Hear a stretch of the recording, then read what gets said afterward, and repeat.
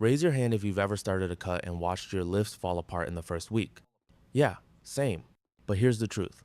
Losing fat without losing muscle isn't some rare skill. It's just 3 rules most people ignore because they're in a rush. Here's the reframe. A cut isn't a war against your body. It's a slow, careful withdrawal. Cut too fast, and your body doesn't know the difference between fat and muscle. It just burns whatever's easiest, and muscle is often easiest.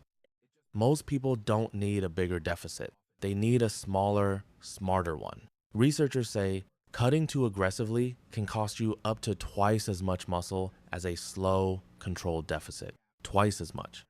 That's not a small difference. That's the difference between looking leaner and looking smaller. So here's your framework. 3 things: deficit size, protein, and training intensity. That's the whole system. Deficit first. Stay around a 500 calorie deficit, give or take. Not 1,000, not barely eating anything. A moderate gap your body can handle without panicking. Protein next. This one matters even more while cutting. Keep it high, close to 1 gram per pound of body weight. Protein is what tells your body, keep the muscle, burn the fat instead.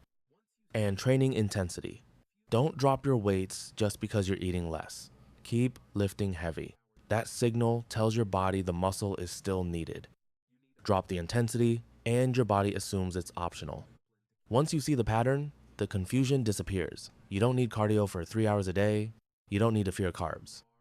You need a moderate deficit, enough protein, and the discipline to keep lifting hard even when you're tired.